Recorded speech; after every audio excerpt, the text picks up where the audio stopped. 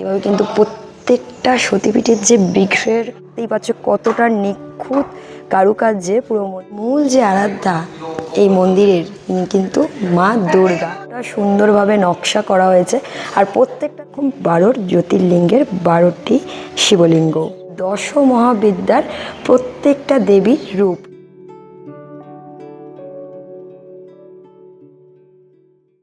আজকে তোমাদের এমন এক মন্দির দর্শন করাবো যে মন্দিরে এলে তোমরা একই সাথে 51 সতীপীঠ দর্শন করতে পারবে। একদম ঠিক শুনছো, এই মন্দিরটি কিন্তু রয়েছে আমাদের খাস বাংলার মধ্যেই। তাহলে চলো জানতে আশা করি ইচ্ছা করছে যে কোন মন্দিরে এলে তোমরা এই 51 সতীপীঠ দর্শন করতে পারবে। চলো আজকে এই নিয়ে ভিডিওটা থাকবে। তোমরা এখানে আসবে কিভাবে, কোথায় রয়েছে মন্দির, মন্দির কখন খোলা থাকে, সঙ্গে তোমাদেরকে জানিয়ে দেবো এখানে ভোগ প্রসাদের ব্যবস্থা আছে কিনা, সন্ধ্যা আরতি কখন হয়, সমস্ত আপডেট পেয়ে যাবে। চলো ভিডিওটা শুরু করছি, দেখতে থাকো। জানিয়ে দিই তোমরা এখানে আসবে কিভাবে। তোমরা যদি হাওড়া থেকে আসো, হাওড়া থেকে যে কোনো কোন্নগরগামী মেন লাইনের ট্রেন ধরে নেবে। ট্রেন ধরে তোমাদেরকে নামতে হবে কিন্তু কোন্নগর স্টেশন। তো যদি মনে করো শিয়ালদা থেকে আসবে, তার জন্য তোমাদের একটা শর্ট প্রসেস বলে দিচ্ছি। তোমরা শিয়ালদা থেকে বালিহলগামী যে কোনো ট্রেন ধরে নিতে পারো। বালিহল নেমে তোমাদেরকে কিন্তু বালি স্টেশন যেতে হবে। সেখান থেকে কিন্তু তোমরা ট্রেনটা চেঞ্জ করে নিয়ে কোন্নগরের যে কোনো ট্রেন ধরে সরাসরি কিন্তু কোন্নগর স্টেশন পৌঁছে যেতে পারো। এই রয়েছে কোন্নগর স্টেশন। তোমাদের ট্রেন কিন্তু 3 নম্বর প্ল্যাটফর্মে নামাবে। আর ব্রিজটা যে দেখছো, এই ওভার ব্রিজ ধরে কিন্তু আমরা সোজা বেরিয়ে যাব। ঠিক আছে, বেরিয়ে তোমাদেরকে দেখাচ্ছি যে কোন রাস্তাটা ধরে তোমরা যাবে। এই যে ডান দিকে যারা নামছে এরা কিন্তু 1 নম্বর প্ল্যাটফর্মের দিকে নেমে যাচ্ছে। আর আমরা কিন্তু যাব একদম এই সোজা রাস্তাটায়, যেখানে পড়বে কিন্তু একটা টিকিট কাউন্টার। এই রাস্তা দিয়ে কিন্তু জাস্ট পা হেঁটে গেলেই এই রাস্তাটা কিন্তু আমাদের পড়বে। দিয়ে বেরিয়ে এসে তোমরা কিন্তু এখানেই সব টোটো পেয়ে যাবে। তোমরা কিন্তু কোন্নগর ফেরিঘাট বা মাতৃ মন্দির বললে কিন্তু তোমাদেরকে এই টোটোই সেই মন্দিরের সামনাসামনি নামিয়ে দেবে। কোন্নগর স্টেশন থেকে যে টোটো ধরলাম, টোটো কিন্তু তোমাদেরকে এইখানটাতে নামিয়ে দেবে। এই রাস্তাতে জাস্ট তোমাদেরকে টোটো যখন নামিয়ে দেবে, এই বাঁ দিক ধরে কিন্তু তোমরা যাবে। আর কোন্নগর ফেরিঘাটের ওই দিক থেকে এলে কিন্তু তোমাদের ডান দিক পড়বে। টোটো থেকে নেমে তোমাদের যে বাঁ হাতে রোডটা দেখালাম, ওই রাস্তা দিয়ে সোজা হেঁটে আসবে তোমরা। সময় লাগবে কিন্তু 2 মিনিট মতো। তোমাদের ল্যান্ডমার্কের জন্য দেখিয়ে দিচ্ছি। এই রয়েছে কিন্তু কোন্নগর সম্মিলনী ক্লাব, তার জাস্ট অপোজিট সাইডে যে গলিটা চলে গেছে, এই গলি ধরে গেলেই কিন্তু পড়বে আমাদের আজকের মন্দির। ভাবছো জলপথে আসবে বা সোদপুরের দিক থেকে আসবে, তারা কিন্তু পানিহাটি যে ফেরিঘাট রয়েছে সেটা কিন্তু পারাপার করে কোন্নগর ফেরিঘাটে চলে আসতে পারো। বাকি রুট গাইড তো তোমাদেরকে দিয়ে দিয়েছি কিভাবে আসবে, সেভাবে কিন্তু তোমরা হেঁটে সরাসরি এই মাতৃ মন্দিরে পৌঁছে যেতে পারো। রাস্তা দিয়ে জাস্ট একটু এগিয়ে এলেই কিন্তু তোমরা দেখতে পাবে হলো মন্দিরের এই চূড়াগুলি, একদম মন্দিরের সামনে। আর দেখতেই পাচ্ছ এই রয়েছে কিন্তু সম্পূর্ণ মন্দিরটা। এই মন্দিরে রয়েছে কিন্তু 5টি চূড়া। তোমরা কিন্তু 3টি রত্ন বিশিষ্ট চূড়া দেখতে পাবে এরকম পিছনে, আর 2টি রয়েছে কিন্তু এরকম সামনে। আর সামনে কিন্তু বহু দেবদেবীর বিগ্রহ রয়েছে। চলো এক এক করে তোমাদেরকে দেখাচ্ছি। তার সামনে তোমরা দেখতে পাবে রয়েছে পার্থসারথীর রথ। এই যে রয়েছে ঘোড়া, আর সামনে সারথী বেশে রয়েছে কিন্তু শ্রীকৃষ্ণ, আর পিছনে রয়েছে অর্জুনের। এই পুরো দৃশ্যটা এখানে ফুটিয়ে তোলা হয়েছে। তার পাশে দেখতে পাবে রয়েছে জায়া, এবং তার ডান দিকে রয়েছে বিজয়া। আর দুপাশে এরকম করে কিন্তু 2টি সিংহ রয়েছে। আর একদম যদি মন্দিরের কারুকাজ তোমাদেরকে বলি, দেখতেই পাচ্ছ কতটা নিখুঁত কারুকার্যে পুরো মন্দিরটিকে ফুটিয়ে তোলা হয়েছে। সঙ্গে কিন্তু বিভিন্ন রঙেরও কিন্তু মেলা। দেখো ওপর থেকে দেখো নকশাগুলো জাস্ট। এবার কিন্তু মন্দিরটাকে সম্পূর্ণ কারুকাজ দ্বারা ফুটিয়ে তোলা হয়েছে। আর সামনে এরকম কিন্তু থাম বিশিষ্ট রয়েছে, তার উপর এরকম ময়ূর, সঙ্গে কিন্তু হাতিও তোমরা দেখতে পাবে। তোমাদেরকে দেখাই হলো এন্ট্রেন্সগুলো। এটা কিন্তু ঢোকার এন্ট্রেন্স, আর এটা রয়েছে কিন্তু বাইরে বেরোনোর এন্ট্রেন্সটা। ঢোকার এন্ট্রেন্সের ওপরটা তোমাদের জাস্ট দেখায়। এখানেও রয়েছে 2টি সিংহ, তার ওপরে দেখো রয়েছে 2টি বৃহৎ হাতি।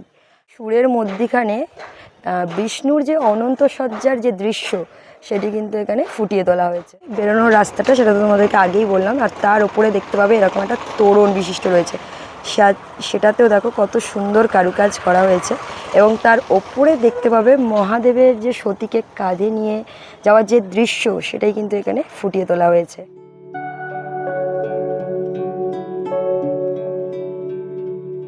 আর এই সম্পূর্ণ মন্দিরটি রয়েছে হুগলি জেলার কোন্নগরে, আর মন্দিরটির নাম রয়েছে শ্রী শ্রী মাতৃ মন্দির। এর ভিতরে প্রবেশ করতেই তোমাদের এরকম বাদিক এবং ডান দিকে চোখে পড়বে সেই 51 সতীপীঠের সমস্ত বিগ্রহগুলো। সামনে তোমাদের চোখে পড়বে এরকম বিবেকানন্দের একটি স্ট্যাচু, আর পরপর এদিকে রয়েছে কিন্তু 3টি গর্ভগৃহ। এরকম কিন্তু পরপর বক্স করে এভাবে কিন্তু প্রত্যেকটা সতীপীঠের যে বিগ্রহের ফেস এই বক্সের মধ্যে রাখা হয়েছে। আর তোমরা যদি সন্ধ্যেবেলা ভিজিট করো, দেখো প্রত্যেকটাতে কিন্তু এইভাবে লাইট দেওয়া রয়েছে। সন্ধ্যেবেলা দেখতে কিন্তু এই জায়গাটা অসম্ভব সুন্দর লাগে। জাস্ট তোমাদের একটু পিছনে এসে দেখাচ্ছি, ওপর থেকে দেখো এইভাবে কিন্তু জায়গাটাকে তৈরি করা হয়েছে।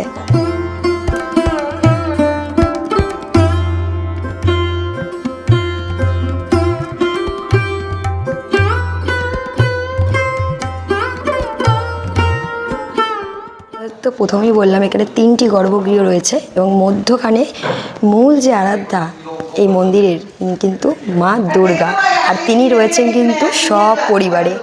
মায়ের ডান দিকে রয়েছে লক্ষ্মী গণেশ এবং বাঁ দিকে রয়েছে সরস্বতী এবং কার্তিক, আর তার নিচটা কিন্তু এইভাবে বেদি করা রয়েছে। আর তার সামনে তোমরা দেখতে পাবে শ্রীরামকৃষ্ণকে এবং এদিকে রয়েছে কিন্তু শারদা মা। আর সম্পূর্ণ দেবী দুর্গার এই বিগ্রহটি কিন্তু শ্বেত পাথরে নির্মিত। মা দুর্গার ফেসটা তোমাদেরকে জাস্ট একটু সামনে থেকে দেখাই, দেখো কতটা মিষ্টি, আর মা কিন্তু একদম রাজরানীর বেশে সজ্জিত। মূল গর্ভগৃহের ঠিক বাঁ দিকে তোমরা এরকম আরও একটি বিগ্রহ দেখতে পাবে। মন্দিরের যিনি প্রতিষ্ঠাতা তার সহধর্মিণীর বিগ্রহ কিন্তু এইভাবে রাখা রয়েছে স্ট্যাচু করে। তার স্মৃতি স্মরণেই কিন্তু এই সম্পূর্ণ মন্দিরটি নির্মিত করা হয়েছে। আমাদের যদি মন্দিরের স্পেসটা দেখাই, দেখো অনেকটা কিন্তু বড় জায়গা জুড়ে রয়েছে। অনেক ভক্তরা একসাথে বসে কিন্তু মায়ের আরতি পুজো সমস্তটাই দর্শন করতে পারবে। মূল গর্ভগৃহের ডান দিকে রয়েছে একদিকে ব্রহ্মা, একদিকে বিষ্ণু, আর মধ্যখানে রয়েছে কিন্তু মহেশ্বর। আর তার সামনে তোমরা দেখতে পাবে এরকম 12 জ্যোতির্লিঙ্গের 12টি শিবলিঙ্গ।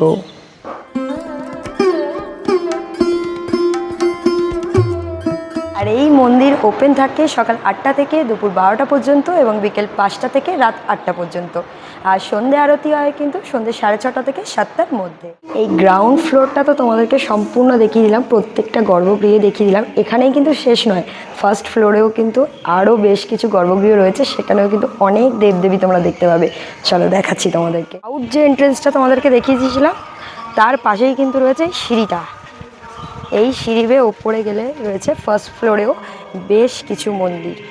ঢুকতেই এই রয়েছে কিন্তু ফার্স্ট ফ্লোরের সম্পূর্ণ গর্ভগৃহ। দেখো এটাও কিন্তু স্পেসটা অনেক বড়। আর এখানে যেটা নজর কাড়বে সেটা হলো এই জায়গাগুলো। তোমাদের দেখো জাস্ট প্রত্যেকটা বক্সে কিন্তু এরকম সুন্দর করে কারুকাজ করা, আর সঙ্গে কিন্তু এরকম লাইট সিস্টেম দেওয়া রয়েছে ফার্স্ট ফ্লোরে 3টে গর্ভগৃহ। মূল গর্ভগৃহ এখানে মূল যে গর্ভগৃহটা রয়েছে সেটা কিন্তু রাধাকৃষ্ণের। মধ্যখানে দেখতে পাচ্ছ রাধাকৃষ্ণের একটি সুন্দর বিগ্রহ রয়েছে, আর তার পিছনে যে চালপটের কাজটা দেখো ময়ূরের অংশ থেকে শুরু করে সম্পূর্ণটাই কিন্তু অনবদ্য সুন্দর। আর তার পাশে তোমরা দেখতে পাবে ডান পাশে রয়েছেন জগন্নাথ, বলরাম এবং সুভদ্রা, আর বাঁ পাশে দেখতে পাবে রাম, লক্ষ্মণ এবং সীতা, আর তার সামনে রয়েছে হলো বজরংবলী। এদের একদম সামনে তোমরা দেখতে পাবে এরকম পঞ্চতত্ত্বের বিগ্রহ। তার সামনে রয়েছে একদম ছোট ছোট গোপালজির বেশ কয়েকটি বিগ্রহ, আর মধ্যখানে রয়েছে হলো তুলসী বেদী এবং ডান পাশেও রয়েছে বেশ কিছু রাধাকৃষ্ণের বিগ্রহ।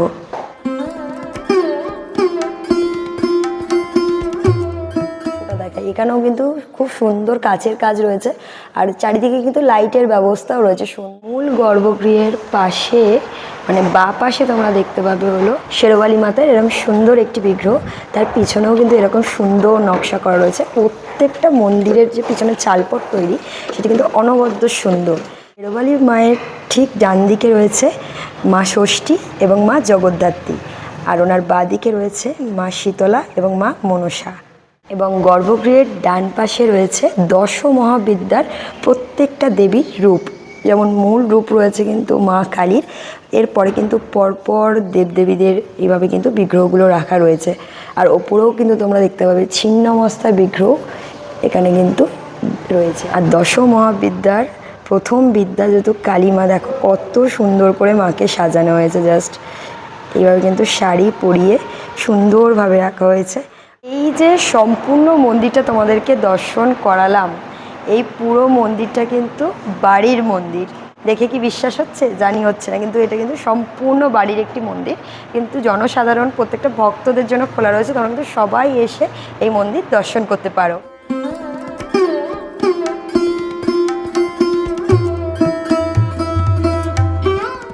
এই মন্দিরে কিন্তু ভোগ প্রসাদের ব্যবস্থা আছে, সেটা কেমন তোমাদেরকে বলে দিই। প্রত্যেক দিন কিন্তু মাকে অন্নভোগ দেওয়া হয়, সেই ভোগই কিন্তু ভক্তদের মধ্যে বিতরণ করা হয়। এখনও অবধি কিন্তু বসিয়ে যে প্রত্যেক সেবা দেওয়া হয় সেটা কিন্তু এখনও এই মন্দিরে চালু হয়নি।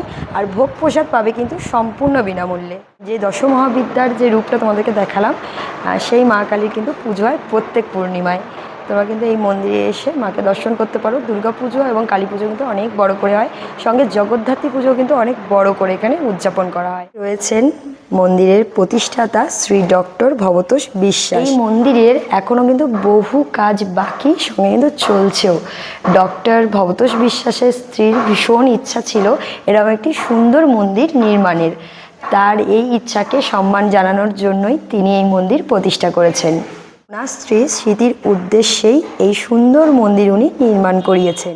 তো আগেই বললাম এটা কিন্তু বাড়ির মন্দির, আর এটা রয়েছে কিন্তু তাদের বসত ভিটে। আর মন্দিরের ঠিক পিছন সাইডে এলেই তোমরা দেখতে পাবে, যাকে তোমাদেরকে মন্দিরে দেখিয়েছিলাম, মন্দিরের প্রতিষ্ঠাতার যে সহধর্মিণী, কিন্তু ওনার সমাধি মন্দির। এই যে এই অংশটা পরে তোমাদের যদি স্ট্রাকচারটা দেখাই, দেখো অনবদ্য এখানটা ভীষণই কিন্তু সুন্দরভাবে তৈরি করা হয়েছে এই জায়গাটাও। প্রায় 3 বছর এই মন্দিরের নির্মাণ কাজ চলেছে, আর এই 3 বছর অক্লান্ত পরিশ্রমের পর কিন্তু এই মন্দির এত সুন্দর একটি রূপ পেয়েছে। সুন্দর মাতৃমন্দির তোমাদের কেমন লাগলো সেটা কিন্তু অবশ্যই জানিও। আর কারা কারা কোন নগর থেকে এই ভিডিওটি দেখছো সেটাও কিন্তু কমেন্ট সেকশানে জানাতে ভুলো না। আর অলরেডি কারা কারা এই মন্দির ভিজিট করেছো, দর্শন করেছো, সেটাও কিন্তু জানাতে পারো।